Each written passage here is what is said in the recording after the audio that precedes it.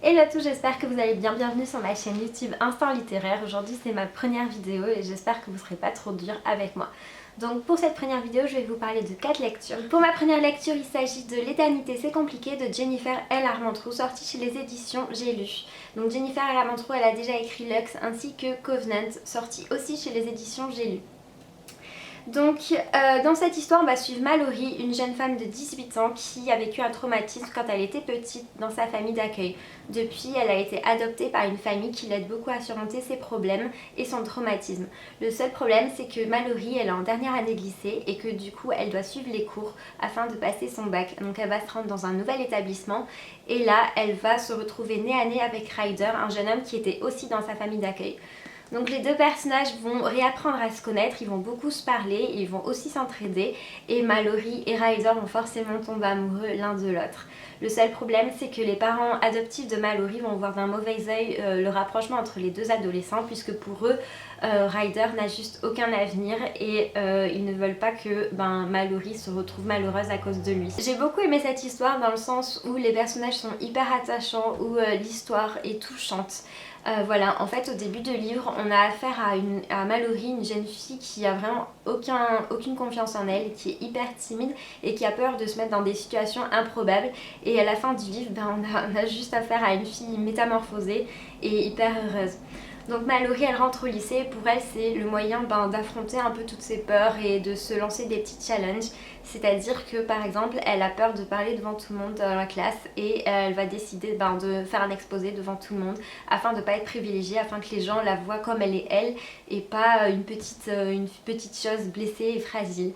Et du coup nous on est témoins de tous ces petits challenges et de toutes ces réussites et c'est juste hyper touchant. Le seul point négatif du livre je dirais que ce sont bien entendu les parents de Mallory, parce que j'ai pas compris leur réaction, j'ai pas compris pourquoi ils ne voulaient pas que Mallory traîne avec Ryder.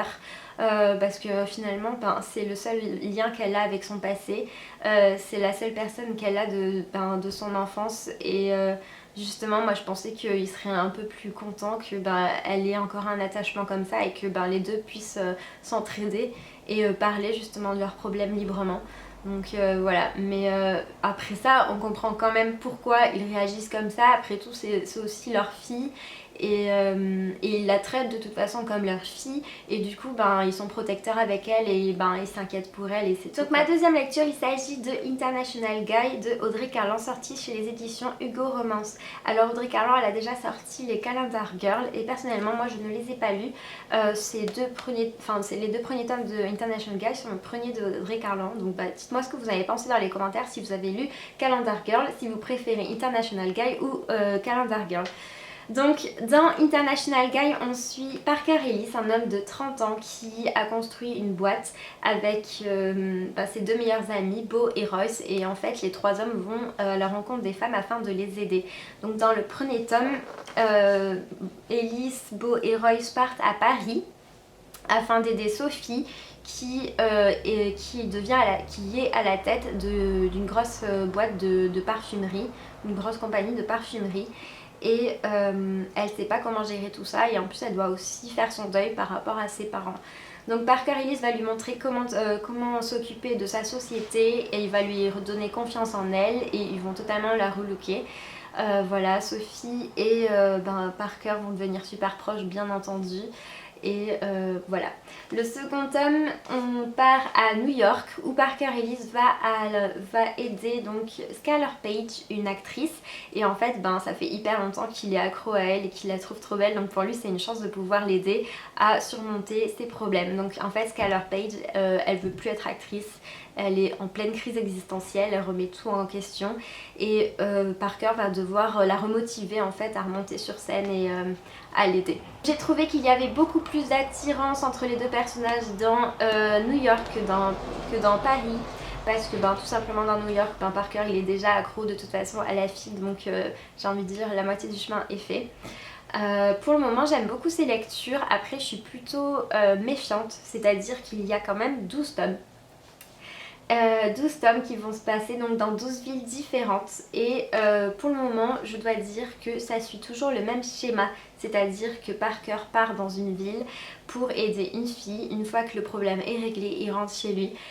J'ai clairement peur de m'ennuyer au bout d'un moment ou de me lasser, parce que si c'est toujours le même schéma, s'il n'y a rien d'autre à côté, ouais, ça va être trop répétitif en fait. Mais bon, je fais confiance à Audrey Carlan et j'espère que elle va nous étonner, qu'il va y avoir quelque chose en plus. J'espère que je sais pas, que Parker va finalement réussir à tomber amoureux d'une des filles, qu'il voudra plus la quitter, ou j'en sais rien. Enfin, qu'il y ait quelque chose en tout cas. Sinon, je trouve que l'écriture est assez fluide. Voilà, il n'y a pas de faute d'orthographe, il n'y a rien. Enfin, je trouve réellement que ça se lit super vite, que c'est une lecture légère. Et genre, quand on rentre le soir et qu'on est fatigué, qu'on a passé une mauvaise journée et que on n'a pas envie de se prendre la tête, je trouve que ce sont des livres exactement parfaits, parce que ils font que 150 pages, ça se lit en une soirée. Et voilà, c'est bouclé, c'est fait, et on a passé, je pense, une bonne soirée avec. Ma troisième lecture, il s'agit de Famous in Love de Rachel Van Dicken, sortie chez les éditions Milady. Donc je suis tombée un peu par hasard sur ce livre et je ne regrette franchement pas. Dans ces livres, on suit Denny qui souffre de mutisme à la suite d'un accident de voiture. Donc elle a perdu ses parents et elle se sent responsable. Donc la jeune fille de 17 ans ne parle plus et ses proches pensent qu'elle le fait exprès et qu'elle ne fait aucun effort. Heureusement, elle peut compter sur l'aide de sa sœur ainsi que du petit ami de sa sœur. Donc pendant un été, Denny va travailler pour une star de cinéma, Lincoln Green, et en fait le mec est tout simplement craquant et hyper gentil avec elle. Il va beaucoup l'aider et ils vont forcément se rapprocher et il va y avoir une petite romance entre deux. Donc en fait j'ai acheté ce livre parce que je savais que ça allait parler de cinéma et que ça allait être un monde à paillettes. J'avais vraiment hâte et j'avais aussi peur que justement il y ait plein de clichés. Et en fait pas du tout, parce que Lincoln il n'est pas le genre de mec à foutre son fric comme ça à la vue de tout le monde. Il se ramène pas avec 10 voitures, il joue pas son gros méchant avec Denny, il lui fait pas faire des tâches ingrates, enfin rien du tout, au contraire il est hyper gentil avec elle et justement il fait tout pour que elle s'intègre et qu'elle arrive à bien travailler et tout ça. Donc c'est super touchant en fait comme histoire.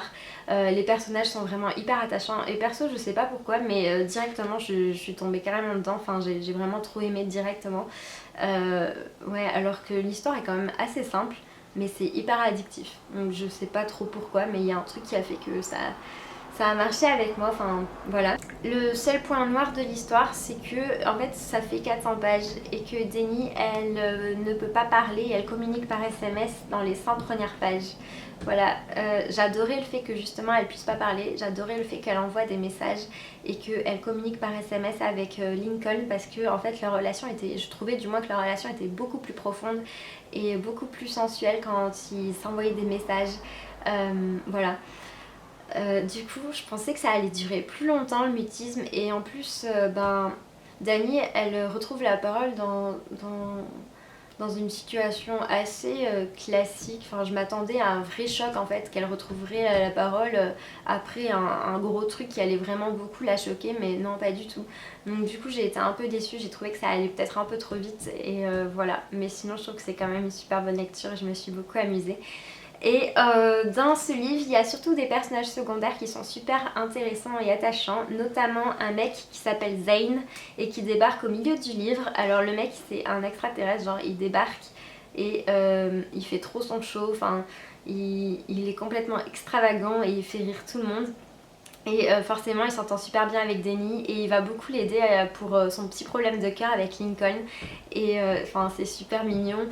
Et j'ai juste adoré Zane en fait, et je ne savais pas, mais en fait Zane sera le prochain mec à suivre dans le second tome. Donc du coup je suis super contente et j'ai hâte de le lire. Donc ma troisième lecture, il s'agit de Sur le fil de Estelle Mascam, sorti chez Pocket Jeunesse. Donc j'ai vu ce livre un peu se trimballer un peu partout sur les réseaux sociaux et j'étais vraiment très curieuse parce que plein de gens disaient que c'était super. Donc du coup je l'ai acheté, j'ai craqué. En plus la couverture est totalement magnifique, je sais pas si vous voyez, mais la couleur, l'écriteau est doré sur du bleu et du rose. Je trouve ça juste trop magnifique. Je trouve que Pocket Jeunesse ont fait un super boulot sur la couverture. Donc voilà, j'ai dû l'acheter, j'étais obligée. Par contre j'ai été légèrement mitigée par l'histoire. On suit Mackenzie, une jeune fille qui a 17-18 ans et qui en apparence a une vie parfaite, elle est populaire, elle a des amis et elle semble avoir une bonne famille.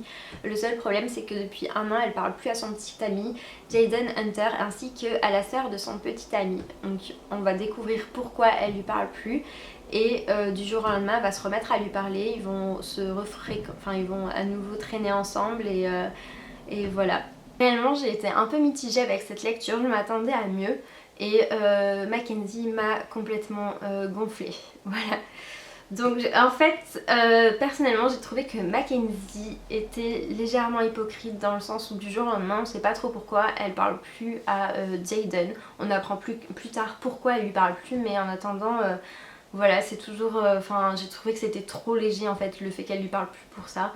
Et j'ai pas compris. Et en plus de ça, elle se remet à lui parler du jour au lendemain. Du jour au lendemain, elle le réinvite à des soirées, à traîner ensemble et tout. J'ai trouvé que c'était un peu dur comme ça de décoffrage. Et Jaden, moi, j'aurais été personnellement à sa place. Je pense que la fille, je lui aurais un peu crié dessus. Mais non, lui, il est hyper gentil avec elle. Il est complètement in love. Donc voilà, il accepte un peu tout trop facilement. Et du coup, j'ai été un peu triste. Par contre, au contraire de lui, sa sœur, j'ai trouvé qu'elle avait un comportement beaucoup plus normal dans le sens où elle en veut beaucoup au début à Mackenzie, où voilà, elle lâche pas l'affaire et où elle lui fait un peu payer le fait qu'elle lui ait pas parlé depuis un an pendant un petit moment. Du coup, j'ai préféré largement le comportement de la sœur de Jaden que Jaden en lui-même. Il y a quelque chose d'autre qui m'a vraiment, on va dire, angoissée, c'est les parents de Mackenzie. La mère de Mackenzie a un gros problème, je vais pas vous dire ce que c'est pour pas trop vous spoiler le truc, mais elle a un gros problème et tout le monde ferme les yeux en fait. J'ai pas compris, genre on comprend que Mackenzie elle arrive pas à régler le problème avec sa mère parce que c'est qu'une adolescente, mais que le père lui-même il ferme les yeux là-dessus et qu'il soit témoin de tout ça sans rien dire. Ça m'a un peu choquée, je me suis dit mais en fait c'est quoi cette famille, il faut que ce soit un inconnu qui dise les choses franchement à sa mère pour que ça y est elle réagisse. Ouais, j'ai été assez choquée là-dessus. Mais sinon ça reste quand même une bonne lecture, je trouve que la romance forcément est très young adulte, mais c'est vraiment mignon quand même comme histoire. J'ai bien aimé la fin parce que je m'y attendais quand même pas. Du coup voilà, j'ai passé un bon moment, ça se lit très vite, il y a 300 pages. Donc voilà, c'est une lecture légère et je pense que c'est parfait pour l'été. Voilà, c'est fini pour ce point lecture, j'espère que vous avez aimé et que vous avez apprécié cette première vidéo. En tout cas, n'hésitez pas à vous abonner, à laisser des commentaires et à la prochaine!